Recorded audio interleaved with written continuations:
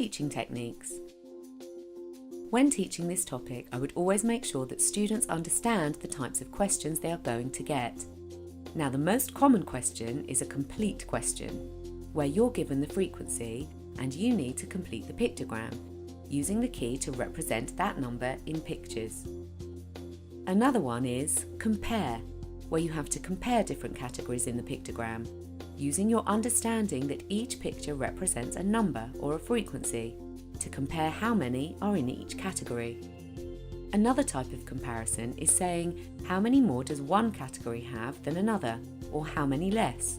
So again, using students' understanding of interpreting the pictogram to compare. Another one would be, how many are there in total?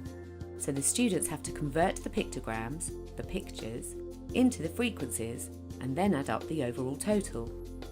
By challenging students to answer these types of questions from a pictogram, they will be able to fully interpret the types of questions that could come up in a test.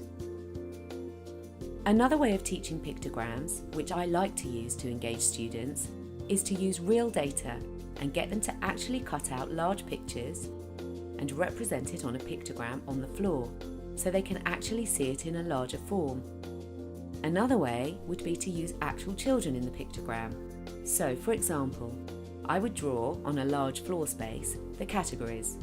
So I'd write them down and print them out, and then each child I would have as representing a person. So, for example, if I needed each person to represent 2, they would have to work out how many of them they would need for each category. So it's a real-life pictogram, for example.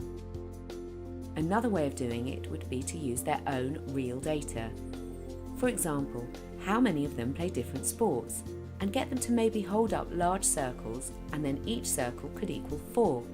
Then, if they only needed to represent 2, they have to think about what they're going to do with that large circle.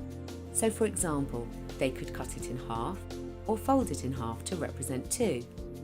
And again, think about how you'd represent 1 person and then 3 people using that circle. So there are lots of different interactive ways you can make pictograms more interesting and more engaging for students to understand it.